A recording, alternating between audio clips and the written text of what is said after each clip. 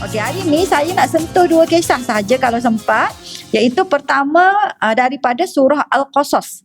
Surah Al-Qasas ni ayat 7 hingga ayat 13. Iaitu berkaitan dengan bagaimana wanita-wanita hebat di sisi Nabi Musa alaihissalam. Kenapa saya pilih tajuk ni hari ni? Kebetulan saya duduk baca-baca, lepas tu ada kawan saya, dia suruh kupas lah sebelum ni. Dan bila saya baca balik, sebab saya bukan bidang tafsir, jadi saya pun baca-baca, saya kata, saya kata, dia ada kaitan dengan yang isu yang saya bawa, keluarga, isu sekarang, dia ada kaitan. A'udzubillahi minasyaitonirrajim. Bismillahirrahmanirrahim. Alhamdulillah alamin, wassalatu wassalamu ala asyrafil anbiya wal mursalin wa ala alihi washabihi ajmain. Allahumma arinal haqqa haqqan warzuqna ittiba'ah wa arinal batila batila warzuqna ijtinabah. Amin ya rabbal alamin. Assalamualaikum warahmatullahi wabarakatuh. Sekali lagi kepada semua. Alhamdulillah, pertama kita mengucapkan syukur banyak-banyak kepada Allah SWT. Kerana kita ni insya-Allah lah pada bulan depan kalau tidak ada arah melintang akan diumumkan endemik lah. So bila endemik ni saya duk jangkakan boleh rentas dah negeri, dan saya nampak promo-promo pelancongan pun seluruh Malaysia, dan nampaknya orang Malaysia ni dia dah macam terlepas daripada sarang. Daripada sangka dia lama sangat tak berjalan. Saya pun menggelegak jugalah anak-anak suruh bercuti kan. Tapi kita ni yelah anak-anak masih kecil, jadi tak berapa nak berani juga. Tapi pada minggu lepas saya pergi ke air terjun. Tapi punyanya tak berani nak pergi. Saya pergi lepas subuh terus. Lepas subuh pergi, pukul 10-11 macam tu dah naik dah, sebab orang dah mula ada kan. Anak menggigil pun menggigil lah, yang penting main. Aduh, nak ceritanya orang kita macam dah terlepas sangka sungguh-sungguh ni. Jadi saya duk nampak pada akan datang ni endemik lah. So kalau endemik ni kita tengoklah macam mana dia punya culture shock. Lepas tu baru dia akan stabil balik lah. Okey, cuma saya nak sebutkan satu perkara lah. Bagi setengah-setengah orang mungkin endemik ni sesuatu yang agak mudah lah. Tapi bagi ramai orang sebenarnya tak mudah. Sebab apabila berlaku pandemik, start daripada Mac 2020 hingga sekarang, sebenarnya banyak perkara lah yang kita alami. Termasuklah bagi yang mungkin Allah kurniakan rezeki yang mungkin ada masalah. Ada yang kena buang kerja, ada yang pendapatan semakin berkurangan. Lepas tu ada yang mungkin kerja tu terpaksa daripada kontrak dia jadi lagi bawah daripada kontrak, tak tahu nak nama apa dah dia punya skim tu kan. Dan banyak jugalah yang kita tengok keluarga-keluarga yang menghadapi masalah lah. Kalau tengok baru ni dalam dekat 70,000 orang mendaftarkan perceraian sejak daripada Mac 2020 sampai sekarang. So agak ramai lah. Yang data dekat 70,000 tu saya ingat dalam bulan lepas. Kalau bulan ni saya tak tahulah. Jadi saya sendiri pun apabila berlaku pandemik, mulalah belajar online ni lah. Macam Medina Studio ni dia dah lama betul dah. Kita ni baru nak belajar online. Macam Ustaz Syed lah. Ustaz Syed Nur Hisham kan. Ustaz Syed Nur Hisham tu. Daripada ni dia pun dah mahir dah online. Dia lah ajar saya macam ni. So kita bukan orang kata fokus sangat sebelum ni jadi rupanya bila berlaku pandemik sangat penting lah untuk kita buat secara maya. Sebab kita dapati keluarga-keluarga bukan setakat menghadapi isu kewangan ataupun fizikal, tapi isu rohani lah yang saya rasa itulah yang agak besar yang kita akan hadapi pada musim endemik nanti. Kesan dia. Iaitu generasi yang dihasilkan itu generasi yang tak pergi sekolah. Bila tak pergi sekolah, dia sangat bergantung pendidikan kepada tahap pendidikan ibu dan ayah lah. Termasuklah bab-bab keagamaan. Kalau mak dan ayah tu dia mempunyai orang kata kefahaman dan juga jiwa yang kuat untuk membawa agama dalam keluarga, maka hala tuju anak-anak tu lebih selamat. Tapi ramai juga kita tahu yang mak ayah pun tuang sembahyang kan. Lepas tu dengan cabaran teknologi, saya sebenarnya sebelum masuk pandemik tu saya dah start dah mesyuarat-mesyuarat online. Lebih awal daripada sebelum pandemik dah. Masa tu tak tahu pun nak berlaku pandemik. Cuma kita buat kerja banyak online sebab kita ni wanita.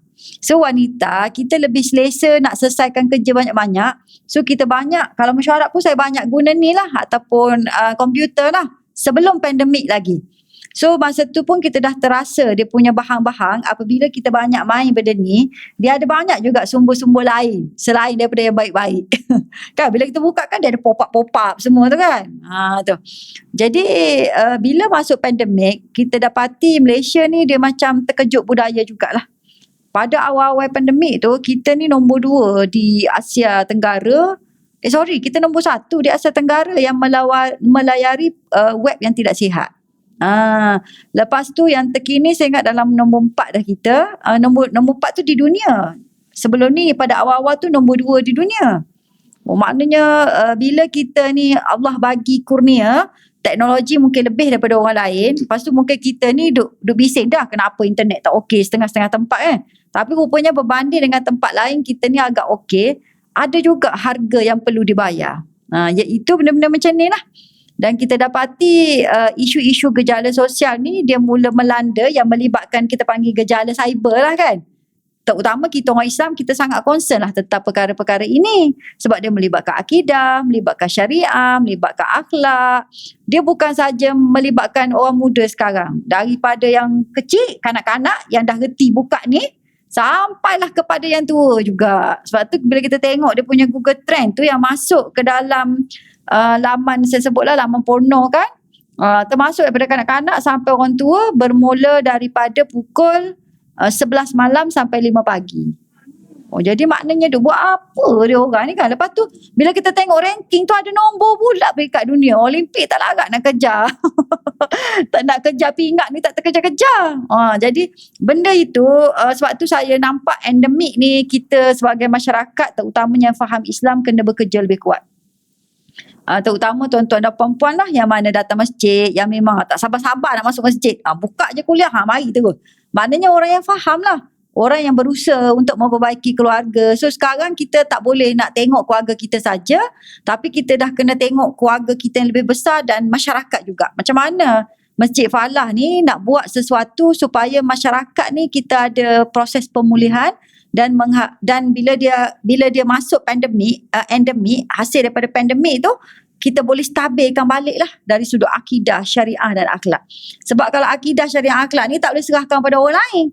Kita lah geng-geng masjid yang kena uruskan. Itu satulah tanggungjawab kita. Kalau isu-isu kewangan, mungkin kita kata okey, bagilah kepada NGO yang kewangan ke, NGO entrepreneur ke kementerian-kementerian ke, bagi dia urus. Tapi kalau yang agama ni yang melibatkan masyarakat kita, ahli Korea kita, nak tak nak kita kena buat sesuatu lah. Dan saya dapati juga pada waktu pandemik dan endemik baru ni, kita punya masjid agak beku sikit. Maksud saya dari sudut kuliah tak ada masalah. Kuliah ni dia on je kuliah. Tapi saya nampak yang tu je yang gerak. Tetapi AJK lain macam tak berapa bergerak. AJK Amar Ma'ruf Nahi Munkar kan. Kan kita ada jawatan kuasa tu kan. Jawatan kuasa macam jawatan kuasa belia. Tak berapa nak bergerak. Sebab semuanya fokus kepada kuliah aja online. Kuliah online ni bagus, dia memberikan peluang capaian lebih besar yang mana sebelum ni mungkin anak-anak kecil macam hari ni. Yang anak-anak kecil tak boleh datang. Jadi sekarang sambil dia masak ke apa, okey dengar kan. Alhamdulillah lah ada suasana tu. Tapi ramai juga yang tak berapa nak suka kuliah macam kita ni. Dia kata tua. Kan untuk orang tua ni ustazah. Ya saya faham. Kalau untuk orang muda saya buat pesen lain sikit. Barulah dia orang seronok. Saya kata macam ni dakwah sekarang. Saya buat dekat IG tu, sipar-sipar gitu pun ramai masuk. Saya kata ni dakwah apa zaman sekarang ni. Kalau kita dakwah nak baca kitab, betul tak? Macam tu budak-budak. Okeylah, saya faham lah. So sekarang mungkin nak kena aktifkan balik lah semua jawatan kuasa dekat masjid. Macam mana nak menangani lah masyarakat kita. Kalau tidak agak bahayalah. Okey, saya kongsi sikit. Sebelum masuk kepada tajuk ni, saya nak kongsi sikit lah apa yang berlaku yang saya sendiri alami lah pada beberapa minggu lepas. Okey, kami mendapat aduan. Kebetulan saya ada dilantik sebagai jawatan kuasa wanita Islam Yadim. Kan Yadim kan bahagian dakwah. So kami dapat aduan daripada persatuan doktor-doktor ni. Dia kata, ustazah cuba tengok ada satu iklan tuala wanita ni, dia mempromosikan mempromosikan letak kempen dekat packaging tu, dia menggambarkan ilustrasi alat sulit wanita kan. Okey, yang tu tak apa lagi. Lepas tu bila kita buka kempen-kempen lain, rupanya ada kempen-kempen tu lah. Dan bila kita buka seluruh dunia, itu kempen yang sama seluruh dunia.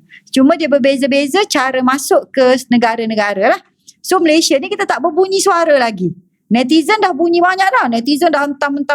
Tapi dia kadang-kadang nak sampai kepada orang yang berautoriti. Kita pula bukan jenis kaki-kaki medsos. Mana nak tahu ada iklan-iklan macam tu, betul tak? Jadi kita pun buat statement. Saya pun buat statement jugalah. Saya minta pihak syarikat tu turunkan, menghormati agama, sensitiviti budaya kita masyarakat timur semua. Rupanya bila kita buat statement tu, saya lah terutamanya, ramai anak muda saya dapati berbeza pandangan. Satu, kalau yang jenis umur 25 ke atas, 30 ke atas, dia lebih matang, dia kata memang tak patut. Kalau nak bagi kesedaran tentang hate, ni tajuk saya kan, tu orang pergi adab ke saya tu, pasal kesedaran pasal hate ke, kebersihan bagi kanak-kanak ataupun wanita ke, supaya mereka tak malu nak pergi jumpa ONG, tak perlu letak gambar ataupun iklan yang menggambarkan macam tu. Sebab dia kempen kebaya guna motif tu. Macam tu lah. Jadinya ramai yang berpandangan gitu juga. Tapi kalau yang umur 30 ke bawah, saya bagi tahu, nombor satu dia punya alasan. Ustazah, apa masalahnya? Setakat kemaluan je, bukan apa pun. Nampak tak? Itu cara budak berfikir. Ustazah, banyak lagi founder-founder lain yang buat macam-macam lebih teruk. Kenapa Ustazah tak bersuara? Saya kata dah bersuara lama dah, awak je tak dengar. Kita dah siap report polis, dah pergi SKMM semua dah. Tu kes sajak tu ingat sebab apa? Sebab orang bersuara lah tu. Kan? Kalau kira cas sajak tu kecil je tu. Bukan besar pun dia punya cas kan. Sebab maknanya pihak berkuasa ni dah buat macam-macam cara dah nak kontrol.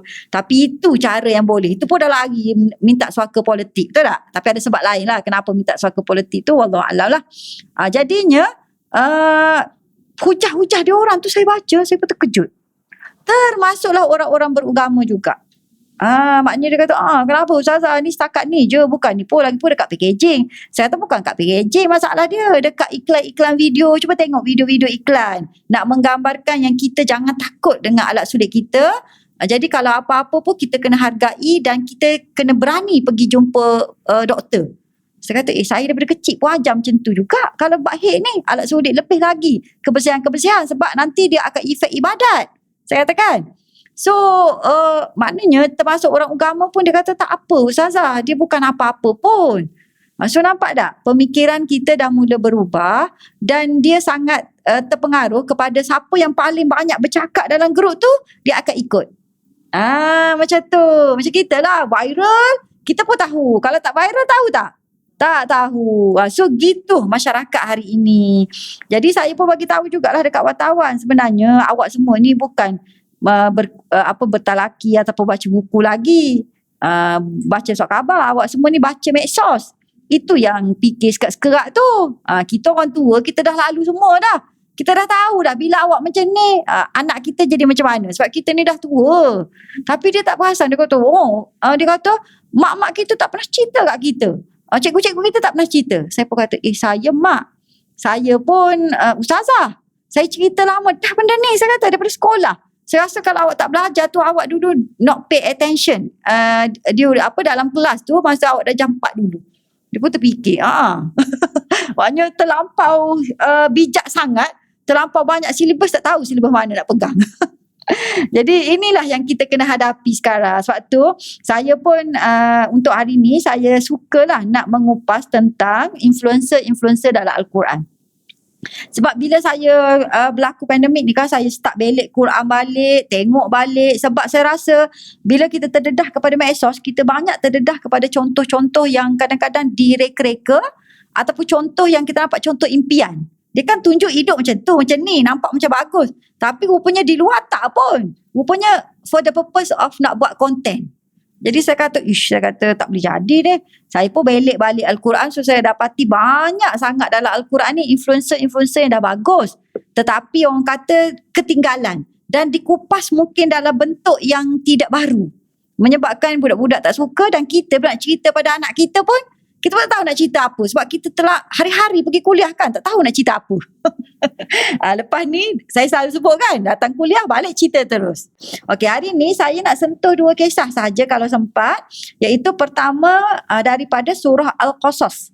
Surah Al-Qasas ni ayat 7 hingga ayat 13, iaitu berkaitan dengan bagaimana wanita-wanita hebat di sisi Nabi Musa alaihi salam. Kenapa saya pilih tajuk ni hari ni?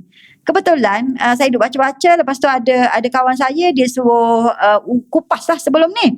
Dan bila saya baca balik, sebab saya bukan bidang tafsir, jadi saya pun baca-baca, saya kata, saya kata, dia ada kaitan dengan yang isu yang saya bawa, keluarga, isu sekarang, dia ada kaitan. Yang mana kalau kita nampak, biasanya orang lah, bila duduk dalam keluarga, kalau keluarga tu tak sempurna, orang akan suka mengeluh dan cari alasan. Ustazah, dalam keluarga Ustazah tak apalah suami bagus, suami saya macam mana? Cuba dengar anak kita bercakap, anak kita yang dah kahwin kan. Ibu tak apalah, ayah bagus, tapi suami saya, kita ni nak dapat ayah sebagus macam ni, banyak mana dah kita lalunya. Dia nak dapat suami tu bagus terus, mana boleh, dia kena banyak benda, kena lalu. Lepas itu dia kata tak apalah Ustazah, lelaki dalam keluarga Ustazah tajuk bertanggungjawab, lelaki dalam keluarga saya tak faham. Nak sampai ke bertanggungjawab tu dia tak faham, banyak benda dah kita lalu. Padahal dengan kita dia berpuluh tahun dah kahwin. Nampak tak? So bila saya tengok cerita wanita-wanita di sisi Nabi Musa alaihi salam, Nabi Musa ni adalah Nabi yang hebat, Nabi yang banyak ujian, dan Nabi juga yang berdepan dengan sezalim-zalim manusia lah, iaitu Fir'aun kan. Dan bukan saja menghadapi cabaran daripada ayah angkatnya, seorang raja yang memang digeruni. Dan kita tahu tamadun Mesir pun sampai sekarang antara tamadun disebut-sebut. Macam dia punya piramid tu kan. Sampai sekarang orang tak boleh nak tahu dia punya rahsia. Maknanya teknologi dia tu hebat. Tu tak cerita teknologi lain lagi. Okey. Seterusnya, dia juga, Nabi Musa juga, baginda juga menghadapi cabaran daripada umatnya, iaitu Bani Israel. Sekejap nak macam tu, sekejap nak macam ni, betul tak? Jadi Nabi Musa ni dia menghadapi banyak cabaran. Tetapi kita perasan tak siapakah sebenarnya yang membangunkan Nabi Musa, yang memastikan Nabi Musa tu menjadi anak yang bagus dan akhirnya menjadi pemimpin yang bagus, iaitu wanita-wanita. Kita nampak banyak di sekeliling Nabi Musa adalah wanita. Jadi sekarang orang faham kalau nak keluarga tu bagus, dia mesti ada lelaki, dia mesti ada wanita, dia mesti ada abang, dia mesti ada ayah yang bagus. Tapi sebenarnya tak. Dalam kisah-kisah Al-Quran ni, dia punya cara tu memang idealnya kena ada keluarga yang sihat macam tu. Tapi kalau dalam kisah Al-Quran, bukan semua keluarga tu sihat, maknanya cukup, tak lengkap pun. Tapi dia orang walaupun tak lengkap, yang paling penting cara dia bawa diri, cara dia bawa keluarga, akhirnya lahir juga pemimpin yang hebat. Ini contoh Nabi Musa alaihi salam. Di mana Nabi Musa pada peringkat awalnya dilahirkan oleh seorang ibu, yang mana masa lahir tu Nabi Musa ini duduk di zaman yang mana Fir'aun ni mimpi. Akan lahirnya seorang budak lelaki yang mana akan datang dan menentang dan memastikan dia jatuhlah daripada kerajaan dia yang hebat tu. Jadi oleh kerana takut dengan mimpi tu, maka diarahkan semua budak lelaki dibunuh. Yang mana ada dekat Mesir tu. Biasa kalau kita dengar cerita anak perempuan dibunuh. Nampak tak? Jadi maknanya dalam kisah Islam ni, dia akan ada zaman yang mana lelaki dibunuh. Akan ada zaman yang mana anak perempuan dibunuh. So kisah dia tu kan macam selalu kita akan baca anak perempuan dibunuh, tapi dalam ni tak, anak lelaki dibunuh. Dan cerita ni real, bukan dongeng-dongeng nak ceritanya. Dan apabila itu kita tengok Nabi Musa ni pun dilahirkanlah oleh maknya. Tapi mak dia ni bukan sebarangan lah. Maknanya maknya adalah daripada keluarga yang mukminah, terdidik, dan juga keluarga yang solehah. Maknanya, dan kalau kita tengok daripada ceritanya, mak dia ni bukan keluarga yang biasa-biasa, tapi keluarga pejuang lah kalau kita nampak tu daripada ceritanya. Dan kalau kita tengok, kita dengar kalau dalam Quran, dalam surah Al-Qasas ini, dia hanya sebut tentang kisah mak dan juga kakak. Tak ada ayah, tak ada abang. Dan dua ni, walaupun wanita, memainkan peranan yang hebat dalam memastikan apa yang dilalui itu, kita kata ikutlah kaedah Allah Subhanahu Wa Taala. Sebab saya baca dulu ayat 7 surah Al-Qasas. Okey. Bismillahirrahmanirrahim. Wa auhayna ila ummi Musa an ardi'ih fa idza khifti 'alayhi fa alqihi fil yam wa la takhafi wa la tahzani inna radduhu ilaik wa ja'iluhu minal mursalin ila akhiri. Sampai ayat 13. Balik ni cuba baca satu-satu. Yang mana dia kata, kami ilhamkan kepada ibu Musa, susukanlah dia. Susukanlah kepada Nabi Musa. Sebab bila lahir tu, Fir'aun ni dia banyak spy. Dia banyak perisik-perisik yang duk berjalan dalam kampung. Sebab kalau siapa yang dapat bagi tahu apa-apa kepada Fir'aun, kan dapat imbuhan. Jadi mereka berdua ni kena berjaga-jaga. Dan mereka berdua ni pula, siapa dia? Perempuan. Walaupun masa tu ada Harun, tapi Harun ni dia kecil lagi. Kan dia kanak-kanak. Lepas itu adiknya adalah Nabi Musa. Tu. Dan ada kakak. Jadi walaupun begitu, Allah kata bagi susu dulu. Bagi susu dulu. Jadi bila Allah kata gitu, dia kata jika engkau takutkan sesuatu bahaya mengenainya, iaitu daripada Fir'aun, maka ketika itu lepaskanlah dia dalam peti. Tapi masa tu saya nak cerita kisah dia lah. Maknanya apabila lahirnya Nabi Musa, lepas tu mereka berdua ni cari jalan. Macam mana supaya Nabi Musa ni suara tak dengar sampai keluar rumah. Jadi kakaknya ni kena bertenang dengan maknya ni kena bertenang. Kena rancang supaya tak ada orang tahu kelahiran ni. Jadi lepas tu Allah ni kata kena susukan juga. Macam mana pun Nabi Musa ni.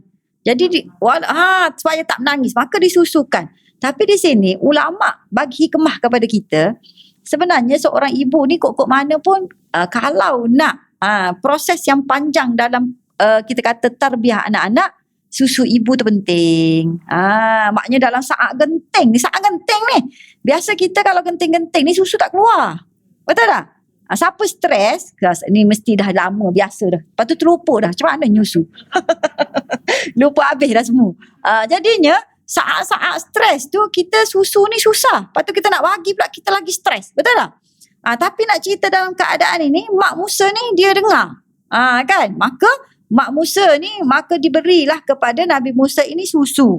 Dan ketika itu berbelah bahagi. Macam mana nak buat ni sebab orang ni semakin hampir dah dengan mereka.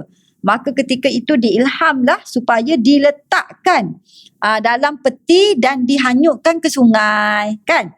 Dihanyutkan ke sungai tu masa tu Allah bagi tahu dah tak apa. Nanti anak kamu ni akan balik kepada kamu. Walaupun dah tahu dah dengan janji Allah, sebagai mukminah solehah ni yakin dengan janji Allah, tapi hati ibu ni macam mana? Sebab itu dalam Quran ni dalam surah Al-Qasas ayat 10 ni, puan-puan boleh baca wa asbaha fuadu ummi Musa farigha, disebut. Maka jadilah hati mak Musa ketika itu kosong sekosong-kosongnya. Nak ceritanya sifat kita, walaupun kita tahu dah kita akan hadapi masalah, kita akan hadapi keadaan tersebut.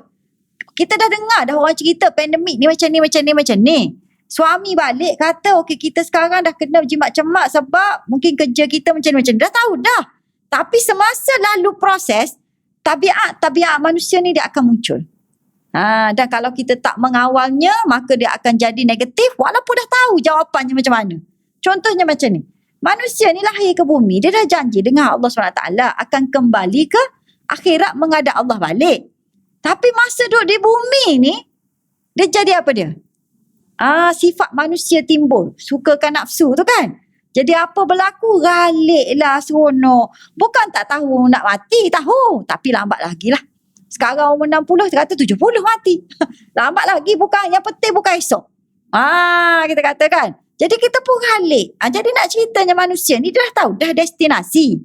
Tetapi walaupun tahu, peribadi tu, asal-asal tabiatnya itu akan keluar. Tapi macam mana kita berlawan dengan tabi'i kita dan kontrol tabi'i kita, itulah sebenarnya perjuangan seorang manusia di atas muka bumi. Jadi bila kita dengar macam ni, kita akan lebih rasa tenang bila menghadapi masalah. Macam saya pun ada masalah juga. Tuan-tuan dan puan-puan pun ada masalah juga.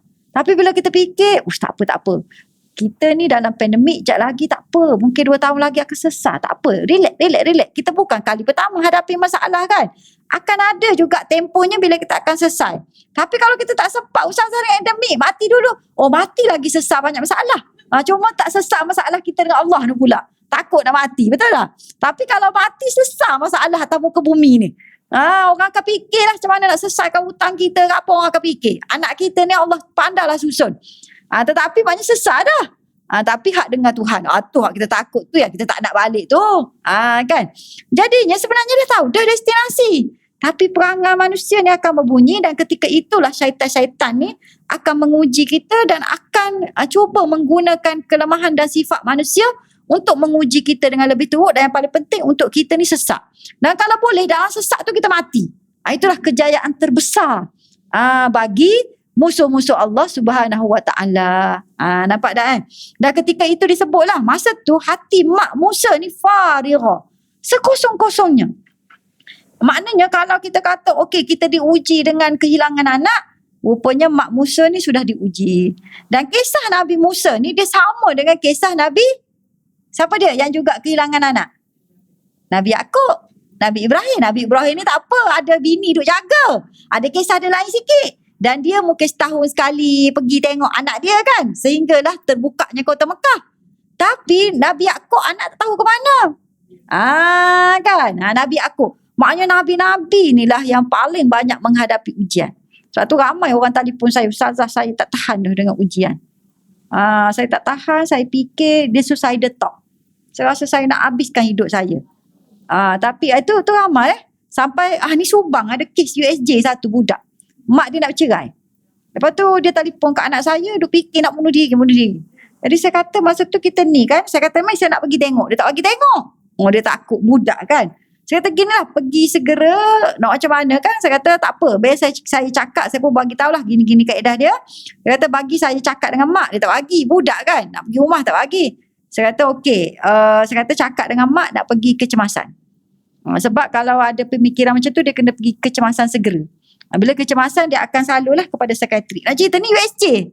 Budak tingkatan, budak tu tingkatan 4. Sebab mak ayah duk bergaduh hari-hari ni. Dia fikir nak bunuh diri. Allahu Akbar. Perempuan lah biasanya. Tapi nasib baik dia ni budak agama, budak hafizah, dia bagi tahu kat anak saya. Anak ni pun cepat-cepat, mak. Waduh, kita pun pusing nak pergi lah. Tu kan. Jadinya tapi alhamdulillah lah kes dia tu selesai. Nak ceritanya apa dia? Mak dia dalam proses jugalah. Dia memang gitulah. Kita cerita nak macam mana. Cerita orang tua tu cerita orang tua. Hak budak tu kita sesar cara budak lah. Dah mak nak bercerai nak kata apa. Kita kan. Tapi sekurang-kurangnya mak nak bercerai tu dia tengok anak dulu. Kena sesar anak dulu. Nak bercerai lah. Tapi anak tu biar sesar. Tu nak cerita betul lah dekat USJ ni. Jadinya masa ni Allah menggunakan perkataan fuad. Lepas tu Allah sebut pula in kadat latubdi bihi laula arrabatna ala qalbiha litakuna minal mu'minin. Dia kata walaupun nyarih-nyarih ketika itu mak Nabi Musa nak berterus terang nak panggil anak-anak kan dia pergi tu kan nak panggil anak-anak macam tu. Dan ketika itu Allah menggunakan perkataan dia, Allah kata tak apa, kami ikat, kami kukuhkan hatinya supaya mak ni kekal menjadi orang yang beriman. Dalam ayat ni tuan-tuan dan puan-puan, ada dua perkataan yang digunakan merujuk kepada hati. Pertama, Allah guna perkataan fuad. Fuad ni maksud dia apa dia? Setengah ulama kata fuad ni adalah bekas kepada hati. Yang kita duk tengok tu jantung kan? Hati ni tak nampak. Jadi bekas kepada hati. Maknanya dalam tu ada hati, tapi bekas dia tu. Bekas dia tu tak sama, dia bukan macam hati. Tu ulama kata. Tapi kalau kolbun, hati dalam. Maknanya kalau dah mantap namanya kolbun. Tapi kalau bergegar namanya apa dia? Fuad. So sifat fuad ni ulama lain pula sebut, saya baca tafsir, fuad ni adalah hati yang bergelora yang tidak tetap. Jadi mak ni bila kehilangan anak dia datang fuad dulu. Fuad. Kita pun macam tu juga. Bila hadapi masalah, mula-mula hati kita tu dia tak panggil kolbun lagi, fuad. Macam mana nak buat ni? Ya Allah, kenapa Allah bagi kat aku macam ni? Ya Allah, banyak-banyak orang, kenapa anak aku yang kena? Anak orang lain tak ada dengar masalah. Kenapa anak aku ni pula hadapi masalah dengan suami dia? Aku dah jaga bukan main. Contohlah kan. Masa tu kita berkira-kira dan kadang-kadang kita kutuk pula Allah buat kita macam tu. Aku ni dah macam-macam buat ya Allah. Kenapa banyak-banyak orang kau uji aku? Walaupun kita tak sedar. Tapi kita punya kata-kata ni macam kadang-kadang macam cerita Hindustan duk marah kat Tuhan dia. Pasal tak? Tapi kita tak perasan benda tu. Tapi bila fikir balik, aku tengok cerita Hindustan tu macam aku duk kutuk Tuhan aku juga. Ini namanya sifat dia apa dia? Fuad. Tapi kemudiannya Allah tetapkan hati, ketika hati tu tetap namanya qalbun. Jadi sekarang daripada fuad nak pergi ke qalbun, itu yang kita duk cari ilmu dan kita betul-betul nak bergantung kepada Allah Subhanahu wa taala. Dalam keadaan yang susah, tak tahu nak pegang ke mana-mana, kita nak pegang pada siapa dia? Peganglah kepada Allah, kerana yang memegang hati, yang membolak-balikkan hati siapa dia? Allah Subhanahu wa taala. Sebab tu saya pesanlah, ada orang telefon nak bercerai. Kan? Nak bercerai, saya kata kita ni nak tahan-tahan suami tak boleh. Kalau suami hati dia dah berbolak-balik, kita usaha macam mana pun, tapi sebelum berlaku kita usaha. Tapi kalau dah berlaku, kita adjust, saya sebut. Betul-betul. Kalau perempuan sini dah lagi panjang, lagi lama di hidup, lagi faham dah saya cerita. Saya kata sebelum kahwin, berlaku apa-apa masalah, bercerai ke apa, kita usaha dulu. Usaha sedaya habis. Tapi usaha yang paling betul adalah kita pegang orang yang pegang hatinya. Siapa dia? Allah SWT. Betul kat situ? Lepas tu bila kita ni kuat, hati kita pun kuat, hati kita pun bahagia, kita sendiri ni bahagia, mudah tak kita nak pergi bantu orang lain, nak tarik orang lain yang tengah bermasalah? Mudah. Sekarang, bila suami bermasalah contohnya, kita ni nak marah. Kita jadi macam-macam. Hati kita pun berbolak-balik juga. Betul tak? Kita ni pun tengah orang kata negatif juga. Boleh tak kita nak tarik orang yang tengah negatif? Negatif campur negatif jadi macam mana? Bertembung. Tak selesai masalah. So sekarang saya kata, sesar dulu masalah. Hati puan ni dulu, penuhkan dulu dengan kebahagiaan. Tapi saya tak boleh, suami saya nipu. Sabar. Saya kata sekarang, kita tahu dah dia nipu. Masalah sekarang, puan ni tak nipu. Betul tak? Jadi sekarang, settlekan dulu puan, gembirakan, confidentkan, yakinkan. Jadi senang tak nak tarik suami? Baru nampak rasional kita nak tarik suami. Tapi Ustazah, kalau kita buat semua benda tu, doa semua, kita dah buat macam-macam positif, hati kita dah bahagia, suami tetap juga. Saya kata kalau dah jadi, kita adjust. Barulah kita adjust. Katalah berlaku sungguh-sungguh. Masa tu kita adjust lah. Tak apalah, dah dia gini, tak apalah jodoh kita sini. Kalau kita dah lama kahwin, tak apa kita ada anak. Kita adjust. Nampak tak? Suasana daripada proses, daripada kita usaha, kemudian kita adjust, itu memerlukan siapa dia? Kekuatan daripada Allah Subhanahu wa ta'ala. Jadi perjalanan fuad ke qalbun tu, kita nak kena belajar macam mana nak buat tu. Lepas tu rabat tu. Yang kedua nak kena belajar macam mana rahsia supaya Allah ikat hati kita dalam keadaan macam mana pun. Kena tengok history mak Nabi Musa. History mak Nabi Musa ni bukan calon-calon orang. Orang yang kuat amal ibadat. Orang yang boleh berjuang dalam macam-macam keadaan. Tengok, dalam keadaan yang getih ni, dalam rumahnya ada perempuan-perempuan, tapi dia boleh bertahan. Maknanya bukan sebarangan wanita ni, betul tak? Sebab itulah Allah kata boleh ikat hatinya. Dan patutlah daripada rahim seorang ibu yang macam ni, lahirnya pemimpin yang hebat, yang banyak lagi nak hadapi cabaran. Jadi anak yang kuat ni, lahir daripada siapa dia? Rahim yang kuat. Bukan rahim kuat tu maknanya pegang. Saya beranak Caesar, Ustazah tak kuat. Bukan macam tu. Maknanya jiwa mak tu kuat. Jadi kalau mak bertahan, insya-Allah anak esok-esok dia akan bertahan. Kalau mak ni lembik, esok-esok apa berlaku? Anak ni lembik juga. Ini kita ambil daripada kisah Nabi Musa. Okey, seterusnya bila dilepaskan anak tu ke sungai, maknya kata macam ni je kat anak dia. Dia kata kat siapa dia? Kata kepada kakaknya. Kakaknya ni perempuan. Ada ulama kata namanya Kalsum. Ada kata namanya Kalsumah. Kalsum lah, keltum. Ada yang kata ini namanya sama dengan nama Maryam binti Imran. Kalau orang tanya siapa dua wanita yang nama sama Maryam binti Imran, ada ulama kata yang ni namanya Maryam binti Imran juga. Yang satu lagi Maryam binti Imran dalam surah Ali Imran, iaitu mak kepada Nabi Isa. Sebab abang kepada Nabi Musa ni nama Harun juga. Dan dalam kisah Nabi Isa ni ada juga namanya Ukhta Harun, betul tak? Tapi dia orang lain. Kisah lain-lain, ulama dah cek susu galuh, kisah lain-lain. Dan orang tanya kepada, ada orang talis tanya pada Nabi, kenapa nama serupa belakang ni? Cerita kamu ni tak betul. Tak, Arab ni adalah biasa. Zaman kita nama biasa, dia ulang-ulang balik nama. Macam saya kan, Pak Husin. Pak saudara Husin juga. Anak saudara Husin juga. Tok Nur Husin juga. Tak ada nama lain ke? Tak boleh. Dia nak tukar Husin, Abdullah, Abdul Rahman. Tu je nama kalau dalam keluarga saya. Dia pusing-pusing yang sama. Aisyah, Khadijah, Asma. Asma saja berapa orang dalam keluarga saya. Dia pusing-pusing. Bukan macam orang sekarang. 2-3 lapis nama. Saya pun pening nak sebut. Ustazah, apa makna nama ni? Dia je macam ni. Zakaria. Saya kata ni Zakaria ni. Yolah ustazah, kalau saya je Zakaria comel sikit, ikut mu lah. Yang penting sebut nama molek Zakaria, saya kata macam Quran. Dia nak ejen Zakaria tu. Aduh, nak ceritanya. Jadi masa tu mak dia kata kepada kakak dia, waqalat li ukhti qusi, ayat nombor 11, fa basurat bihi an junubin wa hum la yash'urun. Dia kata, kakak, kamu gitu adikmu turut. Dia kata kusih ni maknanya kamu pergi ikut. Dia kata kamu kena tengok daripada jauh, jangan dekat. Lepas tu jangan bagi orang tahu kamu sedang ikut adik kamu. Masa tu nak ceritanya dia ni perempuan. Kalau orang lain takut gelabah tak? Nervous. Tapi daripada sini kita faham kakak Nabi Musa ni pun bukan calang-calang.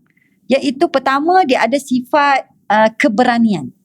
Bila ada seorang ustaz ni ulas, dia kata keberanian kakak Nabi Musa. Sebab orang jarang ulas pasal peranan kakak Nabi Musa dalam kisah ni. Dia seorang yang berani. Saya kata, ustaz, bagi saya bukan berani ni ustaz. Ini leadership. Kakak dia ada daya kepimpinan yang tinggi. Sebab orang yang ada daya kepimpinan yang tinggi, bila dia menghadapi masalah, dia boleh cool. Dia boleh tenang, dia boleh rational, dan dia boleh respon, ambil action dengan cepat. Betul tak? So dalam kes ni, mak dia tak payah cerita banyak-banyak. Dia tak tanya pun, mak, kalau misalnya orang buat macam ni, kita nak buat macam mana? Mak, kalau orang ni takutlah saya gini, tak ada. Tak banyak soal. Mak dia bagi arahan pendek, dia boleh buat sampai selesai arahan. Nampak tak? Dalam Quran ni dia kata, kusih, fabasurat bihi, tengok daripada jauh. Wahum la yashurun, jangan bagi mereka tahu. 3 patah je. Dia pun lari terus pergi. Lari tu pula, dalam surah Toha sebut, macam mana wahum la yash'urun, sampai orang tak tahu. Dalam keadaan orang nampak dia ni tamshi, berjalan saja dekat tepi sungai. Macam duk jalan-jalan, tapi dia tengok adik dia. Perhati betul-betul, tapi orang tak nampak dia perhati. Maknanya orang macam ni orang yang macam mana? Terpimpin. Sebab tu saya sebagai wanita, saya ulas, saya faham orang wanita macam mana. Saya kata sebenarnya orang ni ada leadership. Dia bukan keberanian semata-mata. Orang lelaki dia nampak, wanita ni berani. Tak ustaz, berani dengan leadership lain. Sebab tu sekarang kita, maknanya dalam keluarga, mak dia ni hebat sebab dia berjaya melatih anaknya dengan sifat yang terpimpin. Sebab tu ada orang tanya saya, ustazah, macam mana nak jadi pemimpin wanita yang hebat, yang tak derhaka pada suami? Ambuh. Sebab apa? Sebab kalau kita jawatan tinggi sikit kan, kita pula lah kan. Gaji besar sikit daripada suami. Kena pula suami Mr. Mama. Lagilah. Ni semua faham lah, ada anak masing-masing kan. Kena pula anak kita lelaki. Lagi sakit hati. Tapi tahan. Takut apa-apa dengan rumah tangga dia. Betul tak? Saya kata gini, kalau dalam Islam nak jadi pemimpin yang hebat di luar, bos ke kat luar, nak perform dekat pejabat ke, tengok cara urus rumah tangga. Kalau cara urus rumah tangga tu dia tu boleh dicontohi, insya-Allah kat luar pun dia tak akan ada masalah. Kalau dia urus rumah tangga tu problem, kat luar walaupun dia hebat macam mana pun mesti akan ada terjumpa masalah-masalah dan dia akan ada lah apa-apa negatif. Betul tak? So rahsia dia, saya kata, train kat rumah dengan kepimpinan. So betul bila saya jumpa cerita mak Nabi Musa ni, dia bukan sekadar train anak tu jadi perempuan, buat masak ke kan, setakat bukan. Tapi yang ditrain ialah kepimpinan dalam rumah tangga. Sebab tu bila ada masalah, dia boleh respon dan buat dengan cepat. Maka ketika itu kakak Nabi Musa ni berjalan, orang tak perasan. Dia pun tengok, adik dia tu Siapa yang ambil? Iaitu wanita ketiga yang hebat juga dalam kisah Nabi Musa, iaitu mak angkatnya Asiah isteri kepada Fir'aun. Nampak tak? Rupanya dalam Islam peranan mak angkat juga penting. Ada orang pun tanya soalan pada saya, Ustazah, dalam kisah Nabi Musa tak apalah mak angkat dia perempuan. Dia katakan, orang perempuan dia sangat sesuai mendidik anak-anak. Saya kata baca habis Al-Quran. Jangan baca sekat-sekat. Saya kata cuba buka kisah Maryam binti Imran. Maryam binti Imran ni adalah anak perempuan. Yang sepatutnya nazar peringkat awal adalah anak lelaki. Tapi walaupun perempuan, mak dan ayahnya wakafkan juga kepada menjadi pendakwah, betul tak? Dan juga pemimpin agama dalam masyarakat. Siapa yang didik Maryam ketika itu? Pamannya, kan? Iaitu Nabi Zakaria. Lelaki ke perempuan? Lelaki. So dalam Quran ni, dia tak semestinya lelaki ke perempuan ke apa ke, nak perfect ke tak. Asal depan mata jadi. Kita pun kena macam tu ajar anak kita. Mak, saya gini, saya tak ada rumah lagi. Kata tak, sekarang kalau kau betul-betul nak hebat, dia macam gini, tentera. Tentera ni ada peluru pemenang, tak ada peluru pemenang. Ni baru tentera hebat. Kalau ada peluru je menang, tak ada kelengkapan senjata, tak menang, maknanya selama ni dia menang sebab peluru dan kelengkapan senjata.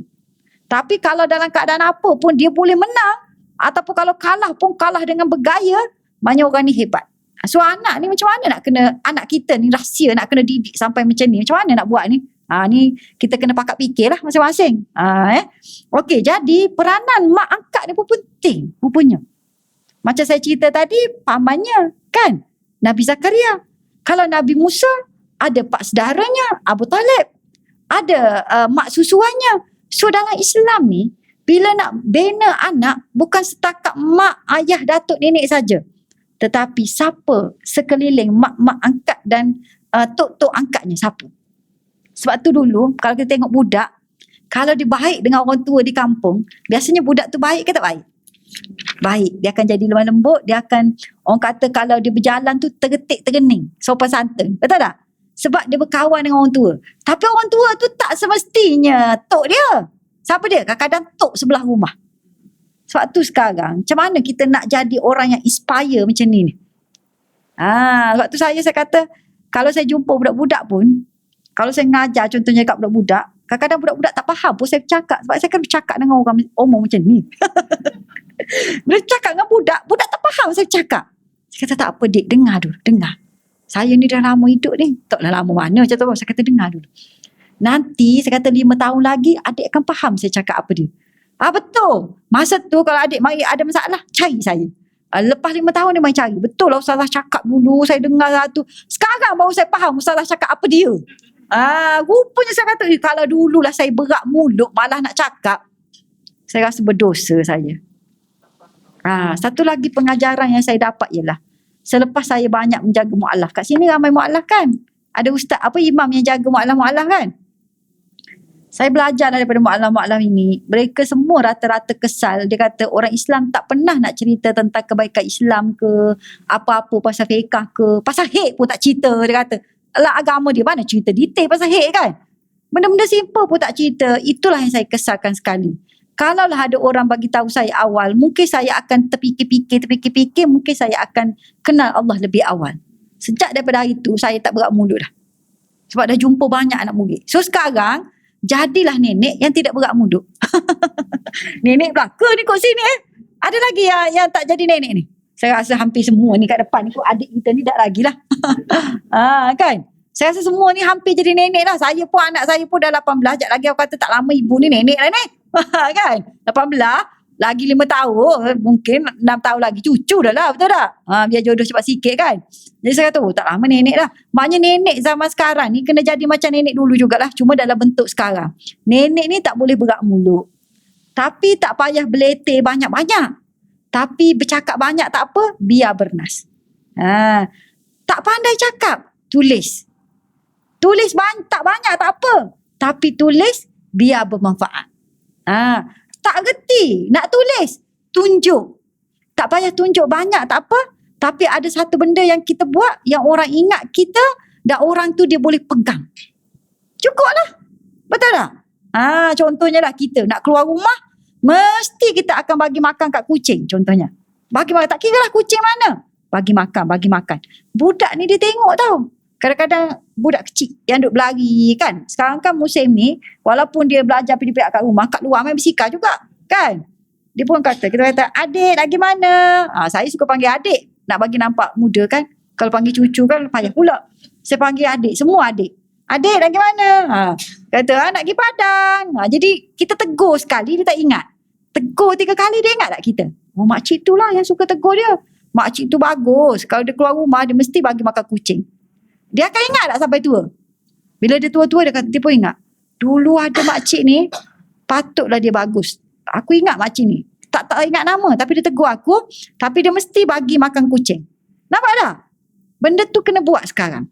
Kalau tak buat, budak ni nak ikut siapa dia? Dia ikut benda ni. Hak tu jadi pening. Rupanya ni kisah dia. Seterusnya, bila dia nampak je Asiah ni ambil, lepas tu dia berfikir, macam mana nak masuk dalam istana? Macam mana nak masuk dalam istana? Sebab istana ni dah lah tinggi. Tempat pula orang yang kata Firaun ni terkenal dengan kekejaman. Dan juga ketegasan dan tentera-tentera yang hebat. Sebab tu dia boleh jadi tamadun besar. Macam mana nak buat? Jadi dia fikir. Dia cari jalan.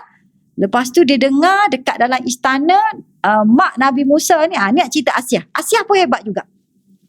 Asiah ni dia fikir macam mana. Sebab dia berkenan sangat dekat Nabi Musa yang baby ni. Dia pula tak ada anak kan. Macam mana nak buat? Nak supaya Nabi Musa ni duduk juga dalam istana, jangan dibunuh. Mak Nabi Musa ni oleh kerana cerdik, dia bagi kata dua saja. Dia bagi pilihan kepada Nabi Musa.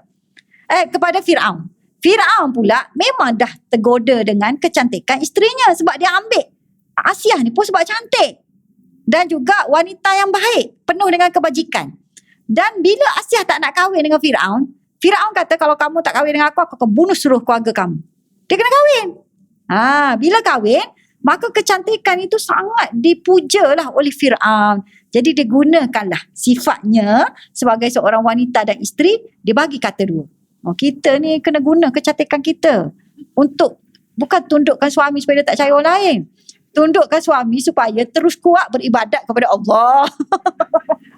Betul tak? Jadinya dia bagi kata dua. Pertama dia kata kalau boleh, dia kata aku naklah anak ni supaya kita ni tak ada anak, tak ada orang yang ceria dekat istana ni. Kalau ada budak suka sikit, ambillah dia sebagai anak angkat. Satu. Yang kedua, dia bagi pilihan pula. Ataupun kalau kata anak dia ambil anak angkat, jadikanlah dia hamba dekat istana ni. Aku suka sangat kat budak ni. Firaun pun tengok. 2 pilihan je dia bagi. Dan 2 pilihan ni, ada tak berakhir dengan bunuh? Tak ada. Nampak tak? Dia bagi pilihan tu cerdik dah. Jadi kita dekat suami ni kena bagi pilihan cerdik juga. Jangan pilihan tu makan diri. Pilihan tu kena menang kita seumur. Nampak macam kita kalah. Tapi hujung tu, cerdik awak deh. Yalah sebab tu jadi bini awak sebab cerdik. Kena jadi Asiah ni. Bagi 2 pilihan awak menang dia. Jadi akhirnya Firaun kata tak apalah, ambil sebagai anak angkat. Ramai-ramai dah aku bunuh. Takkan hak ni, rupanya hak tu sungguh. Takkan dia Allah Subhanahu wa ta'ala. Lepas tu bila nak bagi susu, Nabi Musa nak tak? Dalam Quran sebut, wa harramna alaihil marad. Aku haramkan ke atas Nabi Musa, semua ibu-ibu susuan siapa-siapa tak boleh minum susu. Sebab apa? Itu berkat tadi diberikan susuan yang awal. Dia tak nak dah. Sebab ulama kata dia dah rasa susu ibunya. Jadi dia tak nak susu orang. Jadi menangislah Nabi Musa menangis. Maka ketika itu bisinglah istana nak cari ibu susu yang tak bagi menangis. Maka ketika itu hak ni teringat lintah. Cerdik. Kakak dia tu. Kakak dia pun cari jalan masuk istana. Dia pun dengan tenangnya. Dia tak gelabah. Tak ada kata, saya ada mak saya lah. Tak. Maksudnya dia tak bagi tahu tu mak dia. Dia bagi tahu kamu ni tengah cari mak susuan ke? Dia relax. Nampak tak? Orang susun strategi. Nak masuk tu satu hal. Masuk ke dalam susun strategi pula. Jadi kita ni dalam keluarga banyak kena strategi. Kena sabar. Kan? Jadinya, dia pun kata dengan tenang. Hudu, dia kata dalam tafsir sebut. Bihudu'in, dengan tenang. Dia pun kata, kamu ni nak cari mak susuan ke? Dia kata, sebab ni menangis gini-gini. Aku tahu dekat kampung ni ada keluarga yang bagus. InsyaAllah keluarga ini nasihun. Wahum lahu nasihun. Dan insyaAllah dalam ayat 12 sebut, keluarga ini akan jaga. Nasihun ni maknanya nasihat kan? Akan jaga betul-betul anak kamu ni kalau dia menyusu. Lepas tu orang ni tengok pelik. Tapi nampak dia relax. Tapi tentera ni curiga. Oh, kamu tunjuklah kepada kami kat mana tu. Lepas tu, tapi tentera ni dia curiga. Tentera kata, mari sini. Aku nak tahu.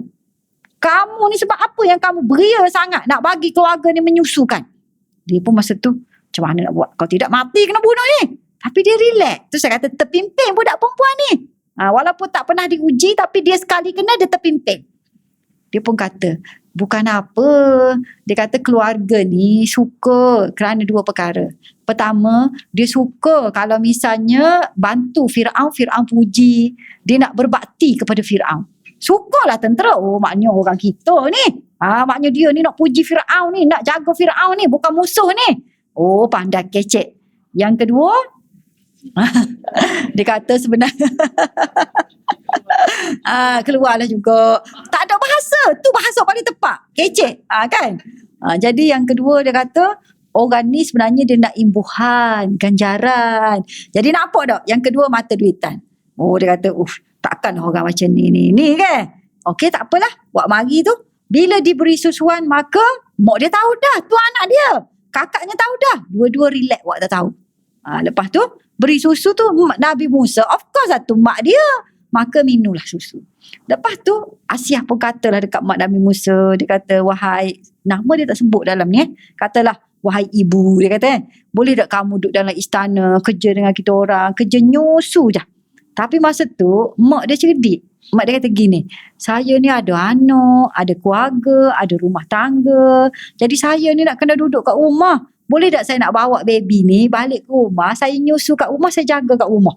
Asiah kata bolehlah sebab kamu ni baik. Maka akhirnya Nabi Musa tu balik ke mana?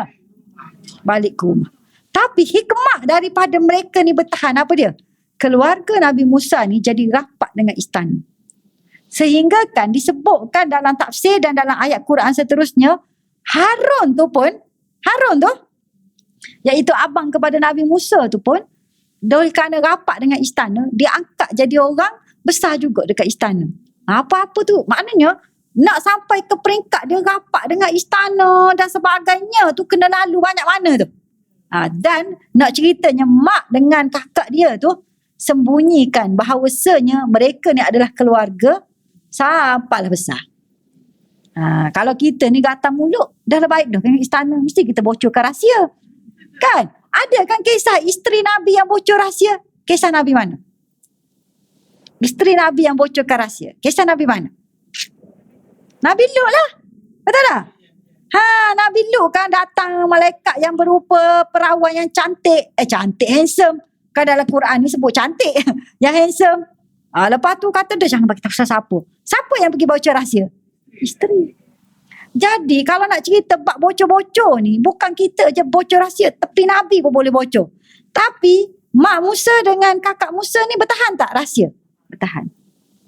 Sehinggalah Musa besar dan akhirnya kita tengok Asiah ni baru ni, ya Allah ya Tuhanku, baru minggu lepas ada orang telefon saya, Ustazah macam mana nak buat ni kisah cerai lah, banyak sungguh, saya pun jadi pening, jadi kaunselor sekarang. Jadi dia kata, Ustazah suami dia nak ceraikan dia, suami dia kata macam ni, cuba tengok Asiah, walaupun suami dia jahat macam Fir'aun, dia bertahan. Jadi dia kata, kamu ni kalau tak bertahan dengan aku, kamu pergi kecek dengan Asiah dekat akhirat esok-esok. Saya pun dengar. Saya kata saya tak boleh nak ulas lah pasal kisah rumah tangga. Saya dengan sebelah pihak. Saya tak suka nak komen terus. Nak bagi solusi, saya bagi solusi undang-undang lah. Lepas tu saya kata, cuma saya tak pernah dengar lagi cerita pergi kecek dengan Asiah dekat akhirat ni. Rupanya orang ni macam-macam dia. Nak membenarkan hujah dia ni, dia nak suruh ta'ah ni. Tadi saya kata, cuma puan jawab macam ni je. Yang saya fahamnya gini, Asiah ni dia kahwin dengan Fir'aun sebab dipaksa. Dan akhir hidup Asiah ni, dia memilih taat kepada anak ke dia taat kepada suami? Dia pilih taat dengan anak ke taat kepada suami? Anak, iaitu anaknya Nabi Musa telah mengajak umatnya kaumnya untuk kembali kepada Allah SWT dan beriman dengan Allah. Dan ketika itu siapa yang paling awal-awal terima? Asia. Maknanya masa tu Asia ni antara taat dengan suami sebagai suaminya dan taat kepada anak yang bawa kepada kebenaran, iaitu seorang Nabi dan Rasul. Taat siapa dia pilih? Anak. Dia dengar macam ni. Oh betul Ustazah. Oh kalau gitu kita tak perlulah kecek dengan Asia. Oh jenuh saya kata. Saya pun tak faham nak kecek macam mana dengan Asia ni. Kalau dengan Nabi-Nabi mungkin juga ada hadis pergi kecek nak minta syafaat kan. Ni dengan Asia pula nak pergi minta syafaat macam mana? Kan macam-macam hujah orang ni. Jadi nak ceritanya di hujung tu memilih bersama anak kerana anak tu adalah kebenaran. Dan akhirnya mati kan kerana seksa. Tapi ketika nak mati Asia doa, ya Allah ya Tuhanku, jadikanlah aku rumah di syurga. Jauhkanlah aku daripada suami yang zalim. Betul tak? Tu doa nak Asia tu sendiri. Dan kemudiannya kita tengok dalam kisah ini di mana akhirnya Nabi Musa ni pun membesarlah sebagai seorang pemimpin yang hebat. Ada banyaklah beberapa perkara lah yang kita faham daripada perkara ini. Sebab tu saya kata kalau kita boleh cerita dalam bentuk macam saya ni, contohlah, tapi puan-puan masukkan lagi elemen-elemen menarik tu, cerita pada cucu. Saya rasa lagi seronok pada cerita Snow White kan. Cinderella kan. Si tangga pun okey lagi kan. Cerita ni, cerita betul ni. Pertama saya nak ceritanya keluarga yang perfect tu tak semestinya mesti komplit lelaki yang bagus semua, tak semestinya. Tak semestinya abang ataupun ayah yang boleh memimpin keluarga dengan baik dan bawa maknanya melindungi keluarga. Dalam konteks ini dia tak ada lelaki yang besar, maka siapa yang melindungi keluarga tersebut? Wanita-wanita. Lepas tu sangat penting juga sebagai seorang ibu mendidik anak supaya bukan saja bawa diri sebagai anak yang boleh bekerja. Tetapi sekarang kita nak bawa diri anak-anak tu sebagai pemimpin dalam apa sahaja bidang yang dia ceburi, dan bila dia berdepan macam-macam situasi, dia boleh hadapinya dengan baik. Seterusnya kita nampak sini kecerdikan itu yang sangat penting juga bagi seorang wanita. Cerdik ni bukan kata Rizat tinggi. Saya datang daripada Universiti Melaya Ustazah. Wah, Universiti Melaya kan dulu terpilih. Saya kan dari Universiti Luar Negara. Saya ni dulu, zaman dulu saya ni satu-satunya penerima scholarship. Bukan situ.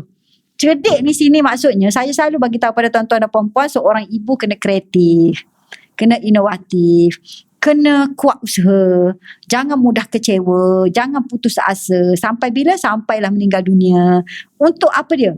Untuk memastikan kita, ahli keluarga kita boleh ikut Allah SWT dengan cara yang mudah. Kalau anak tu rasa susah nak buat Islam, kita fikir cara supaya dia mudah buat Islam. Kalau dia rasa susah nak pakai tudung, ibu pergi beli yang instant, yang comel-comel. Yang kalau dia ambil selfie tu orang puji semua. Macam tu, dia kena cakap macam tu. Sebab budak sekarang, mujuk satu. Yang kedua, dia kalau nak comel tu biar comel di selfie. Bukan comel luar. Luar tak comel tak apa, yang penting dalam gambar ni comel. Pasal dah nak ambil gambar tu lama main. Rupanya kat situ kesukaan budak sekarang. So kita pun fikir macam mana dia nak buat Islam tapi mudah, menarik dan dia tak rasa susah sangat. Dan yang paling penting sekali dalam ni, anak dia ni taat pada mak. Dia tak ada orang yang kalau kita dapat menghasilkan anak yang taat pada mak, lepas tu mak ni pula orang kata kaki masjid yang sentiasa dapat kuliah ni, baru kuliah saya, start lagi kuliah lain pula. Majid Falah ni 5 kuliah satu hari. Betul tak? Sekarang 8 kuliah saya tengok satu hari. Terlebih pandai daripada saya ni. Saya baru ni ikut kuliahnya. Jadi maknanya, mak ni pula kaki masjid. Kalau anak tu taat, insya-Allah anak tu dia tak akan lari jauh. Kalau dia rasa macam nak putus benang pun, dia akan balik semula kepada sarangnya. Sebab dia ada ikatan yang kuat. Iaitu apa dia? Taat kepada ibu dan ayah. Jadi macam mana sekarang kita nak fikir formula supaya anak kita pergi jauh macam mana pun dia macam orang tua dulu-dulu. Dia pergi jauh macam mana pun, dia dah kahwin ke, dia tak kahwin ke, dia tua ke, dia muda ke, dia akan fikir kalau buat apa-apa jangan conteng arang ke muka mak. Kalau kita bagi tahu sekarang kat anak kita, mak, arang tu yang mana satu dah mak? Sebab arang sekarang dia fahamnya roti kakul tu. Roti arang yang Jepun tu, itu yang dia faham. Dia nampak dah arang yang tu. Kalau tak buat barbecue kat rumah, pakai tak buat lah. Pakai tak kena arang. Kalau kita dulu, kalau saya dulu, sempat buat arang. letak kambusan tanah. Jadi faham arang tu macam mana. Jadi bila conteng kat muka, apa berlaku? Hitam. Jadi budak sekarang roti kakul conteng arang. Macam mana? Nak kena bagi tahu. Bagilah perumpamaan yang terkini. Tapi orang tua dulu dia boleh buat perumpamaan supaya anak dia pergi mana-mana. Walaupun dia tak ingat contohnya apa-apalah. Nanti mak aku malu. Nanti mak aku marah. Kalau dia dengan suami pun dia fikir juga. Mak aku macam mana? Nampak tak? Macam mana kita nak keluarkan formula tu? Masing-masing mungkin kita nak kena cari idea lah masing-masing. Macam mana nak lahirkan anak yang taat kepada ibu dan bapa. Seterusnya, pengajaran ni juga dalam hubungan kekeluargaan ni, kita akan menghadapi masalah yang macam-macam. Tapi walaupun masalah yang macam-macam, kembalilah kepada yang pegang hati tadi, yakinlah dengan Allah SWT. Kat ujung tu, kalau Allah janji, dia akan bagi. Cuma nak lalu kat tengah tu, kena bertahan, sabar dan fikirkan destinasi. Kalau kita fikir kat tengah, kita akan terperangkap dengan suasana tersebut. Itu yang kita cepat kecewa. Tapi kalau kita fikir luar sikit, tak apa, sikit lagi nak sampai. Macam Falah depan tu je. Jadi kita tak ngalik dekat mall mana-mana ke kan. Kita tak takut dekat anjing kat tengah jalan ke. Jadi kita datang juga. Tak apa. Anjing ni tak apa. Dia nak manja je. Kita dah dekat dah Masjid Falah. Dia nampak. Tapi kalau dia duduk dalam dekat kawasan tu je, dia tak nampak Masjid Falah, dia tak sampai. Dan dia akan rasa kecewa dan mungkin mati kat situ je. So rupanya, walaupun Allah dah janji macam-macam, tetapi dugaan cabaran tetap ada. Dan saya sebut tadi, fuad dan kolbun berbeza-beza. Tapi yang paling penting adalah kita nak rabitah kolbun. Tu ada doa rabitah tu. Kalau boleh dengan keluarga, bacalah doa rabitah. Wajib kan? Kan? Kalau misalnya kita ni dah nenek, macam mak saya, dia kata wajib usrah secara maya. Kan? Macam saya sekarang, itu setiap hari usrah secara maya. Semua keluarga. Daripada cucu sampai ni lah, nenek sampai cucu. Tapi sekarang kita orang buat seminggu sekali, hari Sabtu, petang. Tapi setiap keluarga bagi, tapi kalau misalnya siapa tak join, mak saya marah lah. Kenapa tak join? Mana anak cucu? Kenapa tak join? Mana anakmu? Mu hidup lain, anakmu tak masuk. Dia marah. Dia kena macam tu juga kita ni. Sekali je. Dia kata seminggu, mak minta masuk dalam usrah ni. Tapi ada doa Robitah. Dan bila usrah tu, mak saya tak bercakap pun. Dia bagi cucu, dia bercakap. Gila-gila lah. Ikut suka hati masing-masing lah. Maksudnya ada benda yang kita kena buat. Supaya kita dapat ubah keluarga kita. Yang paling penting adalah Robitah hati. Kan? Satu lagi yang saya belajar daripada ni juga. Nak menghasilkan seorang pemimpin tu, semua yang ada di keliling dia tu kena berusaha juga dan membentuk jiwa yang kuat juga. Barulah lahirnya Nabi Musa.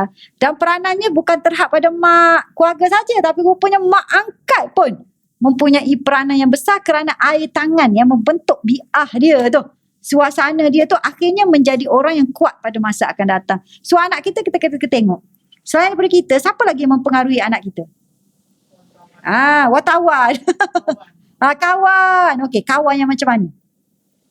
Selain daripada kawan, siapa lagi orang tua yang mungkin boleh bagi impact lah kepada anak kita? Rupanya orang tua ni kita kena perhati. Adakah orang tua ni adalah orang tua yang membawa kepada jalan yang betul? Ataupun orang tua tu bagi nasihat tak betul? So banyak benda kita kena tengok ni pasal anak-anak. Tapi Ustazah, dah ada cucu. Tak apa, cucu lah. Kita pesan ke cucu pula, betul tak? Yang seterusnya saya nampak sini, cara kecek tu penting. Nampak tak? Cara dia cari idea kecek tu, rupanya seorang wanita ni kena cerdik. Saya macam ni, saya ada tulis dekat Facebook tu. Saya kata, saya ni nak beli periuk Nosa. Saya kata, mahal tak? Kalau orang Masjid Falah ni tak mahal lah, bagi saya mahal lah kan. Saya kata, saya kena saraf suami saya 3 bulan. Nak beli striker, saya saraf suami saya 6 bulan. Baru dapat beli. Lama. Sebab saya tak nak keluarkan duit saya, nak keluarkan duit dia. Cerdik tak? Dia apa-apa kena cerdik kita. Nampak tak? Lama sebab suami saya, dia tak nampak kepentingan beli striker yang laju tu. Nampak tak? Kena sarah 6 bulan. Sarah 6 bulan tu kena sabar. Hari pertama saya bagi naratif ni. Lepas tu duduk minggu depan. Tak bawa lagi tempat kawan. Sarah. Dekat nak ujung tu bawa pergi rumah kawan. Kawan saya petunjuk. Lepas tu kawan saya pula, dia letak striker tu lama tak terbakar. Dia kata, striker saya tak tutup. Sebenarnya dah pakat dengan dia siap-siap. Tak terbakar. Abang, cuba tengok striker dia tak terbakar. Aduh. Cuba tengok 2-3 lapis. Kita dah saraf dia 5 bulan dah.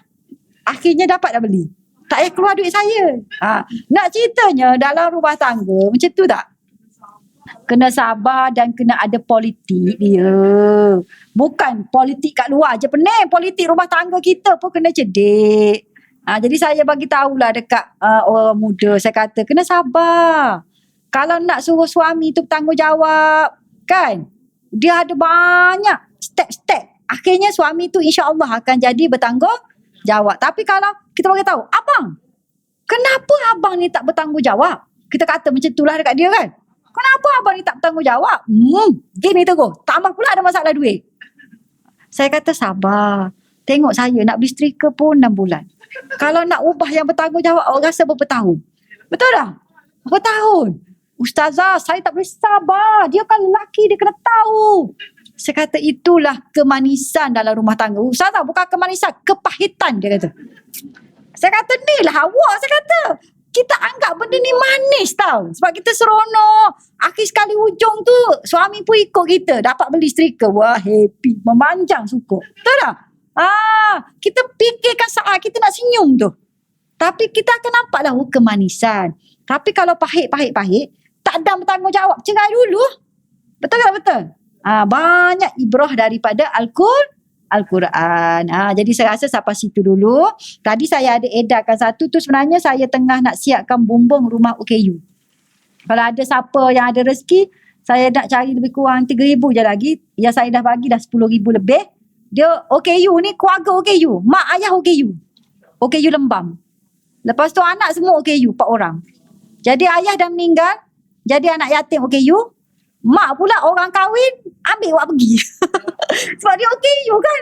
Jadi ni orang kampung duk jaga. Tu saya cerita baguslah orang kampung. Orang kampung dia jaga. Tapi semua pak-pak OKU.